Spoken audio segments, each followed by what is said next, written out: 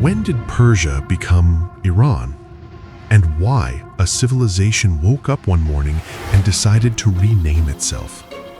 What actually happened is one of the most revealing stories in modern geopolitics, a story about identity, empire, colonialism, oil, nationalism, and a soldier who rose from nothing to forcibly drag an ancient civilization into the 20th century. And the name? The name was never changed. It was reclaimed. Here is the first thing you need to understand. The people living in what we call Iran today have called their homeland Iran, or close variants of that word, for over 3,000 years. The Zoroastrian sacred texts, the Avesta, use the word Aryanem Vainja, meaning the expanse of the Aryans. The Sassanid emperors inscribed Iran Shar on their monuments. Ardashir I, founder of the Sassanid dynasty in 224 CE, titled himself King of Kings of Aryans of Iran. This is not a new name, this is the oldest name. So where did Persia come from? The Greeks. When Cyrus the Great built the first Persian Empire in 550 BCE, his people, the Persians, came from a region in the southwestern plateau called Pars, or Parsa, or in Greek, Persis. The Greeks, who had a long, complicated, often violent relationship with this civilization, called the whole empire by the name of one of its provinces, Persis, Persia. It is like if a future civilization described all of modern France as Normandy just because they first encountered it through Normandy. Technically accurate for that region, completely misleading for the whole. And the Greeks passed that misunderstanding to Rome. Rome passed it to Christian Europe passed it to the modern West. And by the time we reached the 20th century, the entire international diplomatic and media apparatus of the world was calling this country by a name its own people had never used. This is important because it reframes everything that happens next. Reza Khan did not rename his country. He corrected a 2,500-year-old foreign mislabeling. But why 1935? Why that specific moment? To understand that, you need to go much further back. You need to understand what happened to this civilization in the century before the name change, because the real story isn't about a word. It's about humiliation, survival, and a people trying to reclaim their own narrative from two of the most aggressive imperial powers the world had ever seen. The 19th century was catastrophic for Persia. The Qajar dynasty, which ruled from 1785 to 1925, inherited a country that had once commanded the world's largest empire. Cyrus the Great had built a realm stretching from the Aegean Sea to the Indus River, at its height controlling roughly 44% of the global population, the highest proportion of any empire in recorded history. Persia had absorbed Alexander the Great's conquest and re-emerged. It had weathered Arab conquest and converted the invaders to Shia Islam. It had survived the Mongols. But the Qajars were not Cyrus, and the 19th century was not the ancient world. From the north came Russia, relentlessly expansionist, militarily modernized, and determined to push south toward warm water ports. From the east and south came Britain, protecting its crown jewel India and deeply nervous about any power that might cut the supply lines or threaten the subcontinent's stability. Persia was the chessboard, and it was losing pieces fast. Two wars against Russia, 1804 to 1813, then 1826 to 1828, ended in devastating defeat. The treaties of Gulistan and Turkmenchai forced Persia to surrender the entire Caucasus, modern-day Azerbaijan, Armenia, Georgia, Dagestan, gone. These were territories that had been part of the Persian identity and political sphere for centuries, seated in humiliating documents signed by a dynasty that could no longer defend its own borders. But territorial loss was only the beginning. The Qajar Shahs, desperate for cash, began selling their country's future. Concession after concession went to European interests. In 1872, Nasser al-Din Shah granted a British subject named Baron Reuter a deal so staggering that the British diplomat Lord Curzon called it the most complete surrender of the entire industrial resources of a kingdom that probably has ever been dreamed of in history. He meant it as a compliment to British negotiating skill. The Iranians had to reverse it under massive domestic pressure.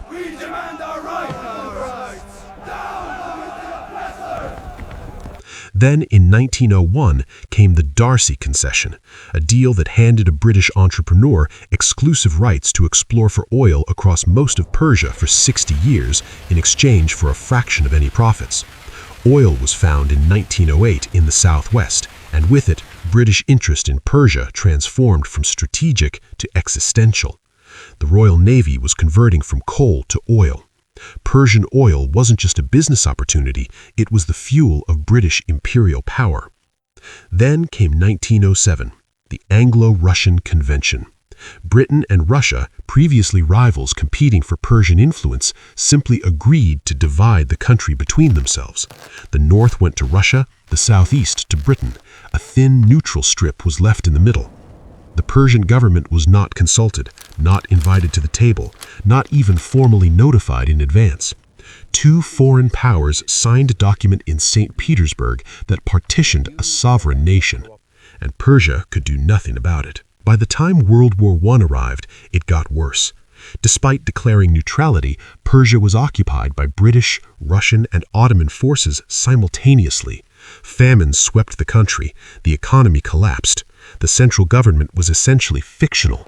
Tribes controlled their own territories. Foreign advisors ran what was left of state institutions. This is the context. This is what Persian meant by 1920. Not Cyrus, not Persepolis, not poetry and mathematics. It meant a country that had been dismembered, sold off, occupied, and humiliated by powers that considered its people incapable of self-governance. Into this ruins stepped one man. Reza Khan was not born into power. He was not a prince, not a nobleman, not an educated reformer.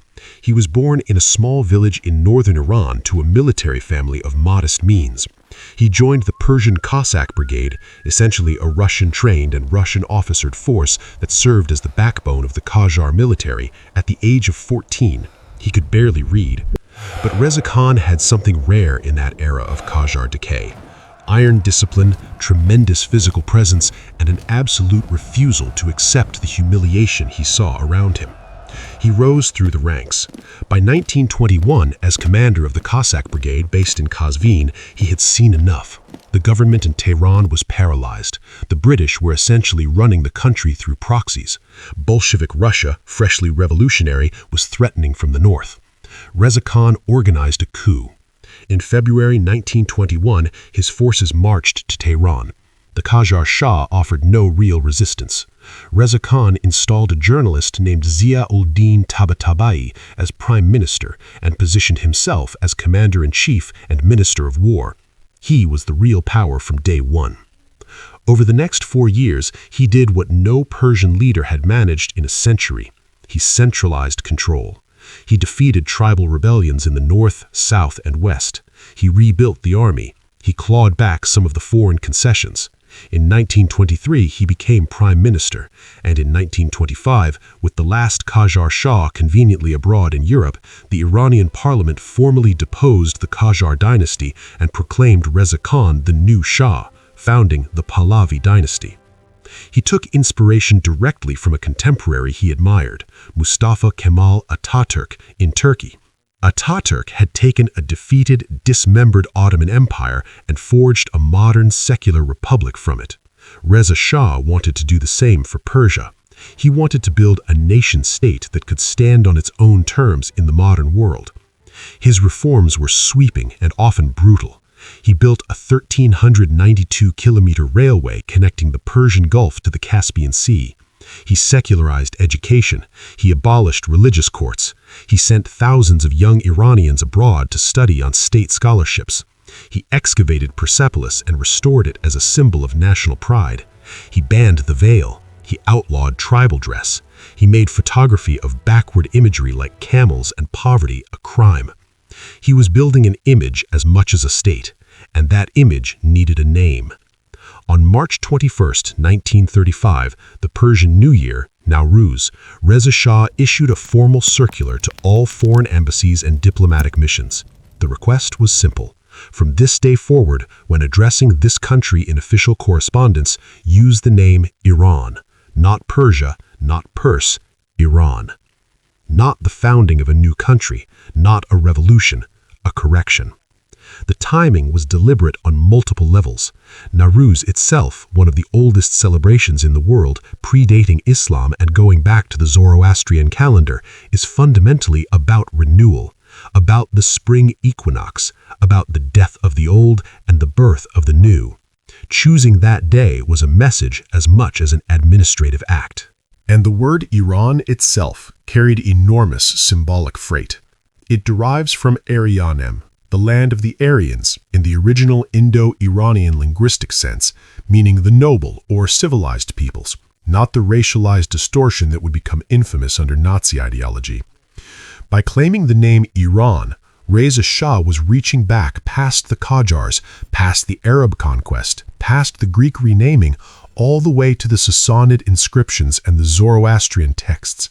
He was saying, we are not a colonial artifact. We are a civilization that has been here since before Greece existed as a major power, and we will be called by our own name. The idea, interestingly, did not originate with Reza Shah himself. According to historical sources, the proposal came from an Iranian diplomat serving in Germany, where the discourse around Aryan identity and national heritage was politically charged in the early 1930s. The Nazi government had indeed come to power in 1933 and was promoting theories of Aryan racial superiority. Iran's name change was seen by some in Germany as a gesture of ideological alignment. This is a critical point to address directly. Reza Shah had a complex relationship with Germany. He admired German industrial discipline and engineering. By 1940, nearly half of all Iranian imports came from Germany. German engineers and advisors were throughout the country. But historians are divided on whether Reza Shah was ideologically sympathetic to National Socialism or simply using Germany as a counterweight to British and Soviet influence. His eventual fate, forced to abdicate in 1941 by a joint British-Soviet invasion, suggests the limits of any perceived German alignment. The Allies invaded precisely because they feared Reza Shah was too independent, not because he was a Nazi puppet. The name change was not a capitulation to Nazi racial theory. It was a sovereign assertion of pre-Islamic, pre-Arab, pre-Greek identity. The fact that Germany received it warmly says more about German propaganda priorities than about Iranian intent. Consider the practical details. Postage stamps had to be reprinted. Iranian stamps had previously read Perse in French because French was the international language of postal services at the time. New stamps said Iran. Old stamp stocks were overprinted with Postes Iranians. Not all foreign governments cooperated immediately. Britain, in particular, found Iran confusingly similar to Iraq, which was also a British-administered territory at the time, and was also strategically critical. During World War II, Winston Churchill actually requested that the Allies revert to Persia for the duration of the war, specifically to avoid confusion in military communications. The Iranian government, under Reza Shah's son by then, eventually agreed that both terms could be used interchangeably. But the direction of travel was clear. The world was shifting toward Iran. Reza Shah's reign ended abruptly and ignominiously, which is itself instructive. In August 1941, Britain and the Soviet Union jointly invaded neutral Iran. Their justification was the presence of German engineers and advisors. Their real motivation was control of Iranian oil and the need for a supply corridor to move Allied war materiel from the Persian Gulf to the Soviet Union.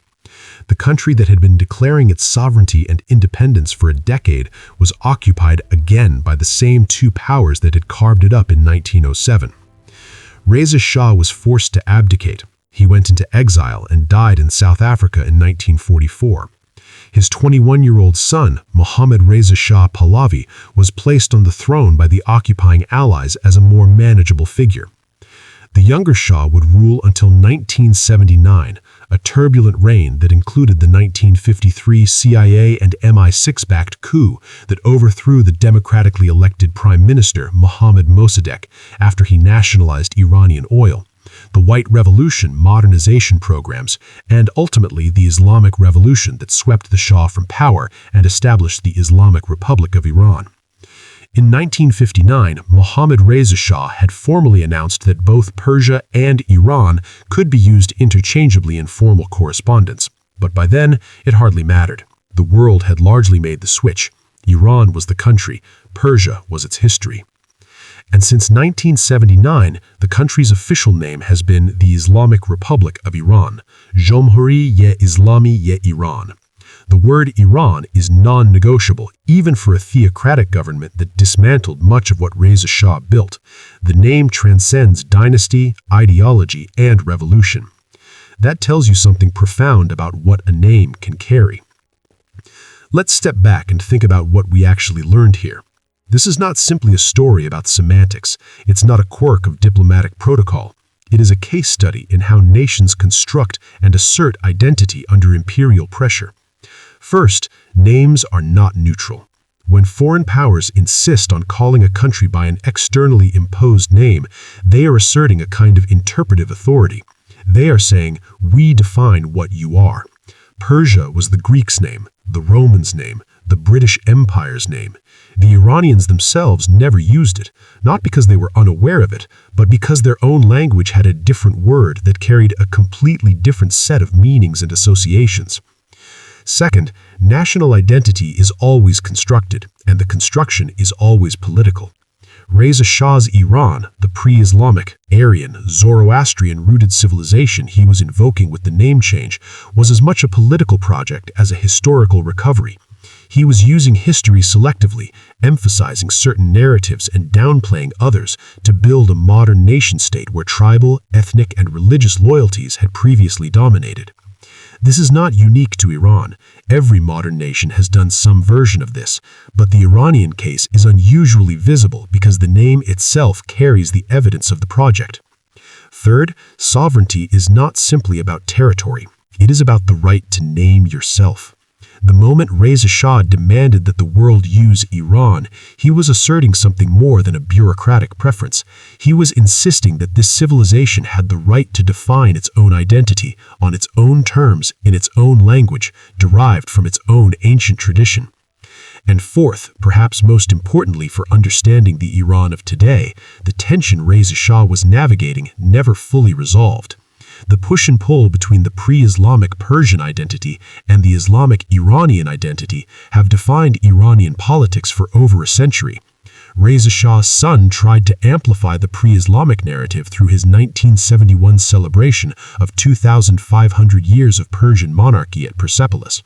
The Islamic Revolution of 1979 was partly a backlash against exactly that, an insistence that Iran is not primarily Persian and ancient, but Muslim and revolutionary.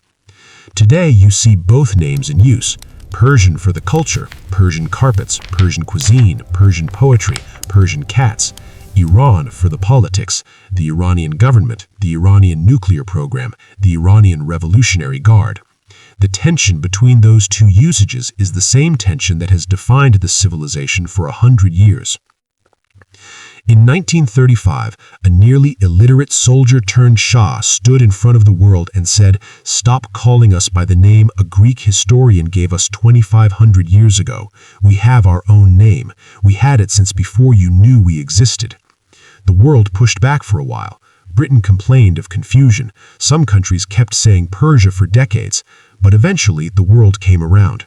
Not because of sentiment, not because of goodwill, but because nations that know who they are tend to outlast empires that forget. Persia didn't become Iran. Iran finally made the world acknowledge what it had always been.